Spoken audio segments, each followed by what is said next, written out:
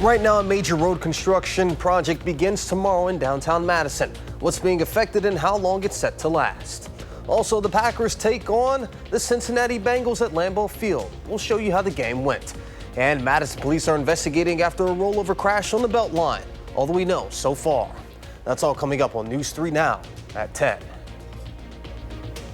Good evening and thank you for joining us tonight. We hope you enjoyed Tracker. I'm Jalen Banks. One of Madison's biggest and busiest roads will soon go under construction. The city of Madison said they are starting construction on John Nolen Drive tomorrow. Our Tanisha Shaw is covering how the construction will impact your commute.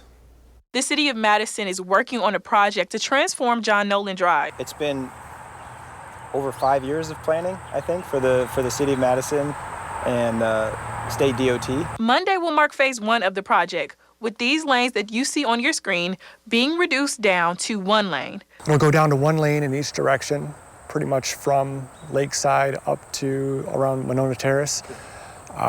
So that's a big reduction in capacity. So expect to see delays, especially for the first couple of weeks as people start to figure out which route to take. Tom Moore and Aaron Canton both work for the city of Madison and they work on this project. And they said that everyone should expect delays. Depending on when you leave and when you're using John Nolen can make a big difference in the delays. So if you leave a little bit early or hold off until after that peak of traffic, can make a big difference in your travel time. And construction is here to stay for a while as crews have to replace 6 bridges. There are 6 existing bridges today. All 6 of them need to be fully replaced.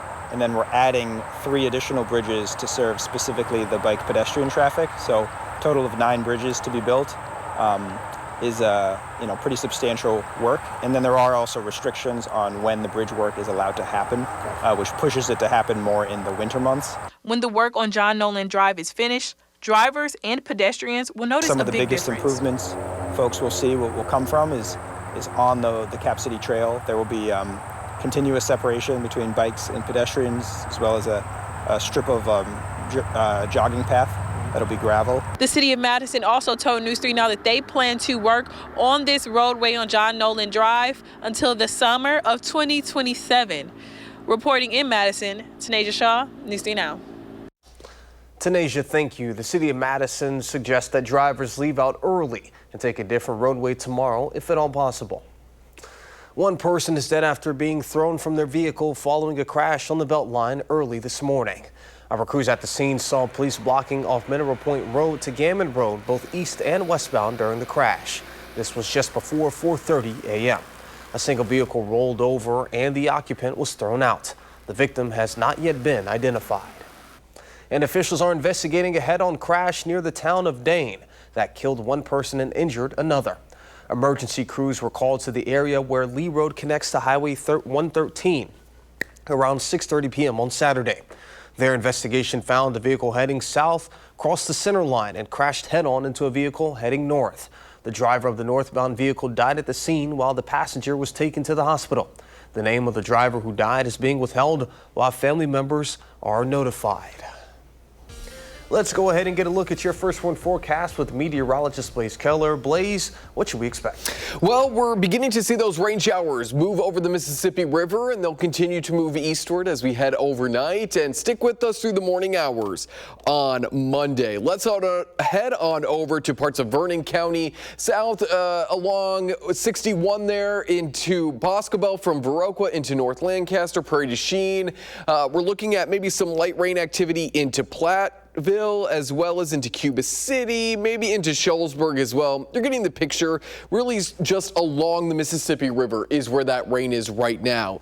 But as we head overnight, those rain showers are going to continue to make their way eastward, and by the morning, this line will likely break up, but we could still be dodging some rain as we're heading off to work and sending the kids off to school. The rain primarily wraps up by the late morning hours, and by the late afternoon, we're starting to see a little bit more sunshine across southern Wisconsin. We're looking at another warm day, upper 60s to low 70s for Monday.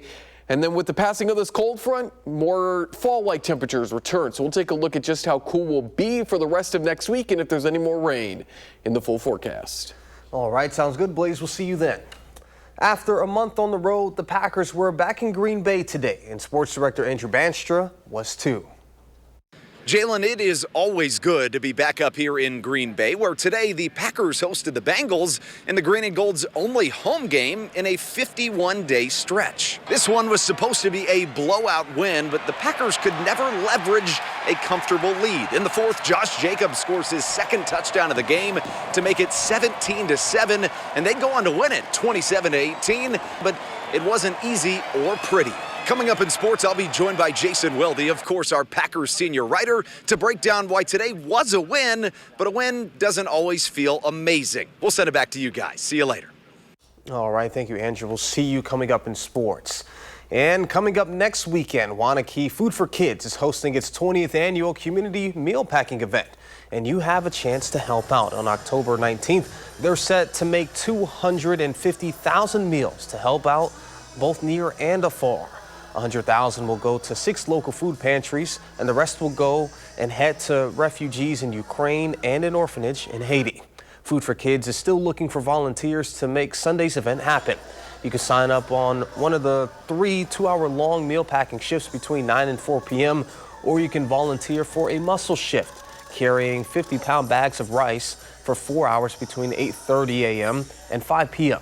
To learn more, just head on over to WanakeeFoodForKids.com, and that's kids with a Z. You're running out of time to see 2 grizzly bears at the Henry Vilas Zoo.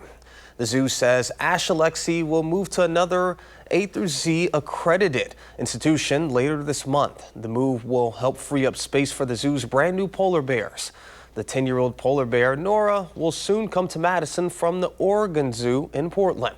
Both Ash and Lexi will be visible to the public until they depart for their new home. The annual Winterberry Gift and Art Show returned to Madison today. Our Nash Dara was there to see the variety of art on display this year. I am here at Klein's Floral and Greenhouses in Madison, Wisconsin for the 8th annual Winterberry Gift and Art Show. Let's take a walk behind me and check out some of the art. In an art show, you would expect beauty, creativity, lots of colors, and unique visions. The Winterberry Gift and Art Show displayed all of that and more. From drawings and paintings, woodwork, glasswork, and even leatherwork to jewelry making. It really brought out some of the best art in Wisconsin. These are small local business people, so you're supporting local industry, local business. You're giving like art that they've made from themselves, from their heart, and you're giving it to the people you love. That's always a wonderful thing to do. Julie Roche, who was among the artists, also is one of the reasons why this show even happens. She's behind the scenes for the Winterberry Gift and Art Show. She helps with setup, approving artist applicants, and all of the above. She is the reason why all these great local artists are grouped together. Everything was made with just my wife and me, just the two of us. It's all handmade, handcrafted. It's the care that we put into making things, the time it takes to make sure that all the details are right. So it's not something that's just mass-produced, slapped together. It's made with love, with care and passion. Both of my mediums are very colorful. I like color. There was a common theme amongst the artists here. They love what they do, and they love the joy it gives to themselves and their customers. I really think that it adds a little bit of sparkle and joy to people's worlds, and every day as they're sitting at their house, they can have a little bit of a glimpse of some beautiful art to make their day a little bit happier. You love to get things that somebody thought carefully about. It's maybe kind of unique. There's not a ton of those items out there. And like Julie said, there are not a lot of those items out there, but today there were, and they were all together. In Madison, Nash Dara, News 3 Now. It's always cool seeing local artists coming up and showing off their skills. Thank you, Nash. And that wasn't the only art going around this weekend. Knitters, crocheters, and fiber artists alike were invited to take on the Madtown Yarn Shop Hop, a tour of Southwest Wisconsin's numerous small yarn stores. Participants could visit each of the 15 shops included to get stamps on a passport, no purchase necessary. They then turned in their passports for a chance to win a giveaway prize announced in the upcoming weeks. The Hop started back in 2017 and has been taking place annually ever since. In niche industries, it can be really difficult to run a small business, especially if other people are selling similar products nearby. The So's Ear Yarn Shop manager, Sarah Peterson, says the Yarn Shop Hop was invented to change that, turning competition into camaraderie. And so what we decided to do is kind of a pub crawl for knitters and craft lovers. is that you could, do something similar, go to all these different places that have different specialties, different things. We may all carry yarn, but we definitely don't carry the same products for the same people. Sometimes there's crossover, but a lot of us carry very different things. I mean, one of our spots is Lodi alpacas. That's a very different venue than you're going to find here, and that's cool. We really love that. Yarn Shop Hop is over for this year, but the stores taking part are open year-round. You can check them out at mattownyarn.com. Coming up next on News 3 Now at 10, Blaze returns with a complete look of your First One forecast. Plus, President Trump is traveling to Israel for an address ahead of the release of hostages set for Monday. What else he's expected to do.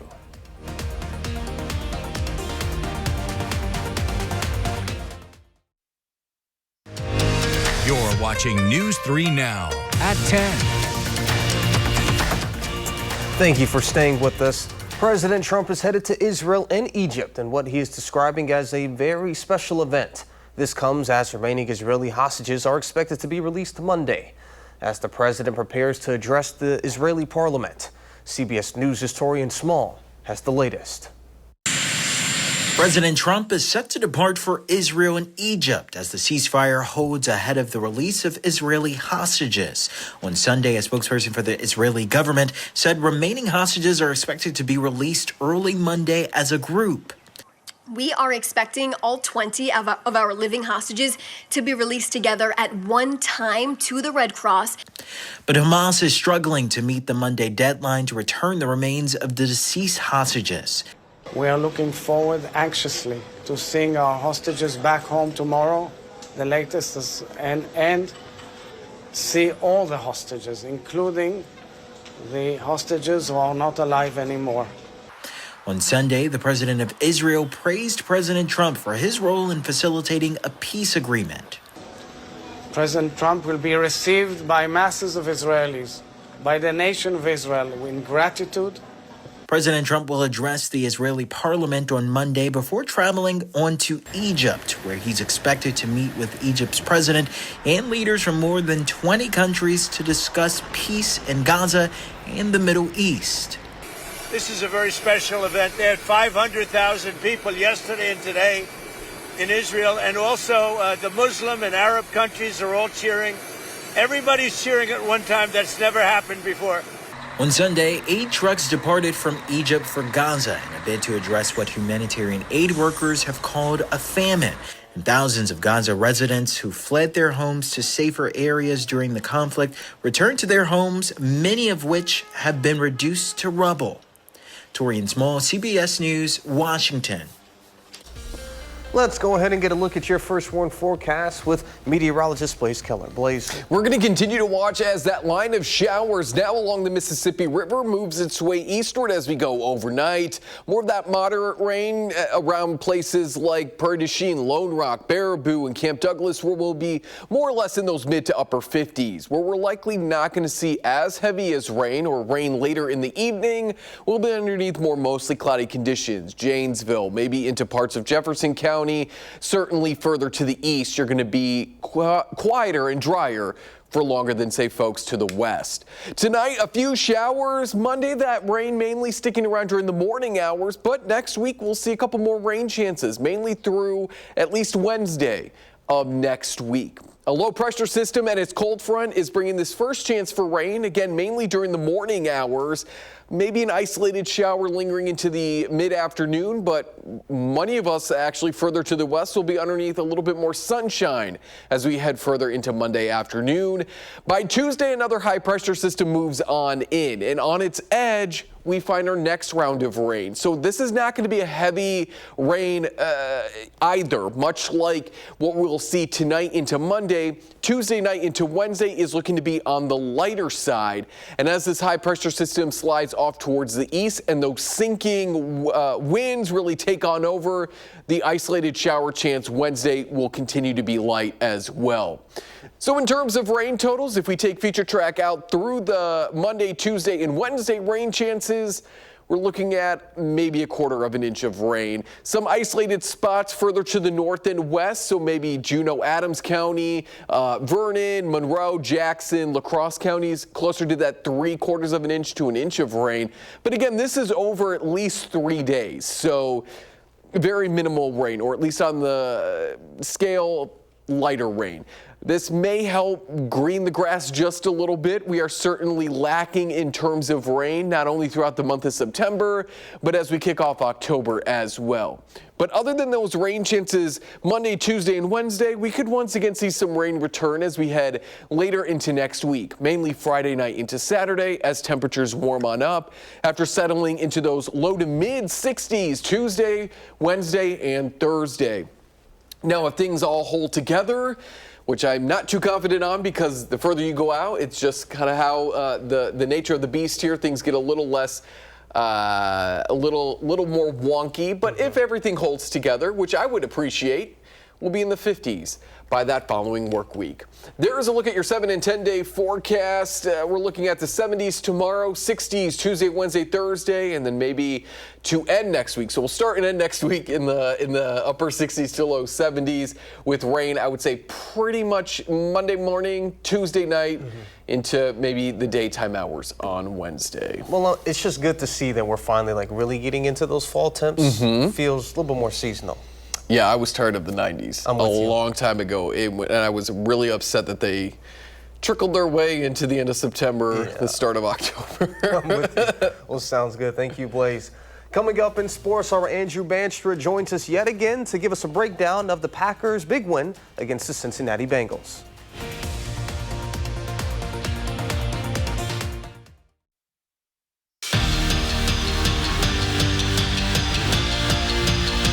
If it feels like it's been a long time since the Packers have been at home, it's because it has. A month ago, I was standing right here in this spot telling you that the Packers might just be the best team in the NFL. But a lot has changed since. They haven't won a game since, leaving them needing to make a statement in a win against Cincinnati. Leading 3-0 as the first half bled to a close, needing something to show for it, and Josh Jacobs does just that, thrusting through the goal line for a 3-yard score, setting it to half 10-0 Pack. And you'd have thought they'd come back strong from the break, but they didn't. The lone score of the third quarter belonged to the Bengals. And in the fourth, still leading 10-7, the Pack struck gold again, going to Old Faithful Josh Jacobs, this time for a 14-yard bull rush for his second touchdown of the day. Tucker Kraft, too, scored in the fourth, making it 24-10 Pack. And just when it looked like it was over, it wasn't. The Bengals made things interesting in the end, too interesting. The Packers hung on to win it 27-18, and while a win is a win, they certainly left a lot on the table. We got to find ways to put teams away early and not give it, not even make it a close game at the end. So it's something we got to keep improving on. But I think that just comes down to playing complementary ball in all three phases. Offense going down there, putting up points, and defense getting stopped. I feel a sense of relief right now. I was proud of our guys. You always get punched in the face in this league, and our guys kept responding, and that's what we need to be. You have to go through those moments in order to be that. So. Bottom line, we found a way, and I'm happy, and we'll move on to Arizona now. Jason, it feels like we haven't seen each other in a month, and we haven't seen each other in a month. The Packers get the win, but it felt like they left a whole lot on the table. Is that kind of the way you felt? Yeah, I mean, first of all, you promised me a step stool, so I'm a little bit disappointed. But it is great to see you because the Packers haven't been here in a month. And it also been a month since they'd won. And look, it wasn't pretty. But they get out of here with a win, and it certainly beats a loss or a tie. And so they're back on the winning track. And now the question is this the building block of them to get to be the team that they expect themselves to be? And we just heard from Matt LaFleur. We didn't hear the soundbite from the question that you asked him because he basically avoided it when you asked him, can the defense not close games? And, what is it that he said? He basically said nothing. Yeah, it would be irresponsible of him to answer my question without looking at the film. But, you don't have to look at the film. You can look at the results, right? I mean, the Cleveland game, touchdown, field goal. The Dallas game, they score a bunch of scores in the second half. And then today, field goal, touchdown, field goal, and then a missed field goal. They are not getting stops at the end of games. And And really, the defense was supposed to be the strength of this team, and it looked like it was. To me, this all boils down to one thing. They still are not taking the ball away. And lastly, when we were standing here a month ago talking, it seemed very comfortable to say that the Packers were a front runner in the NFC. Are they still that, or are they kind of fluttering, or do we not know the answer? Yeah, Matt LaFleur had an answer a couple weeks ago that I really liked, and he said, I don't want us to be playing our best football in September. And I kind of looked at him, and I wanted to say, congratulations, you're not. But the fact of the matter is that this is a building process, and you want to be back here when it's cold, playing well in December and January. You want to be put yourself in good position for the postseason. They've got a long march ahead of them. This is the first of 13 games in 13 weeks because the bye week has passed. So sometimes you got to win a little bit ugly. There were some pretty moments today, but there were some ugly moments too. But the most important thing is they got the W, which not everyone manages to do on a week-to-week basis. Like you said, and as Matt LaFleur said, going 1-0 is the main priority. Jason, as always, it's always a blast to catch up with you, and thank you so much. I want my stool next week. We will bring it. And back in Madison, Wisconsin women's hockey left no doubt about it. They needed to score 2 goals in the final 20 seconds of regulation on Saturday to beat 4th-ranked Duluth. But Sunday was a different story. Scoreless in the first period, not for long. The captain, probably the best player in the country, Caroline Harvey, puts the Badgers on the board. And later, it's Lainey Potter tapping it back in. Wisconsin wins 4-0.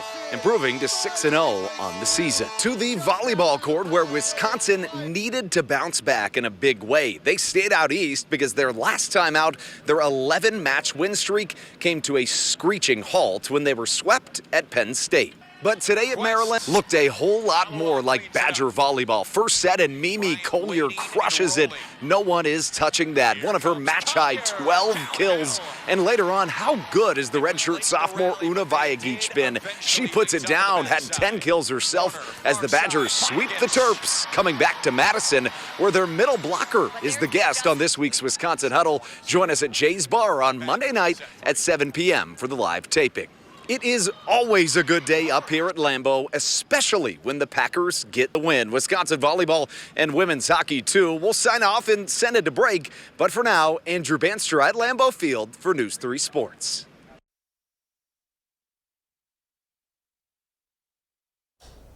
So, Blaze, we're about to head back into the work week. We've got construction going on for John Nolen. What should we expect as people head out for their morning commutes? Well, we are looking at a maybe wet start, some lingering showers in the morning there underneath mostly cloudy conditions. Winds will turn out of the north throughout the day, remain light. So as we head into the afternoon hours, we'll see more sunshine, temperatures topping out in the upper 60s to low 70s. And then we'll cool off into those low to mid 60s Tuesday, Wednesday, Thursday. Each day we could see some rain Tuesday night, during the day on Wednesday, and then a better chance there during the day on Thursday before a dry end to the work week. All right, sounds good. Thank you, Blaze. Seinfeld is up next. We'll see you back here tomorrow.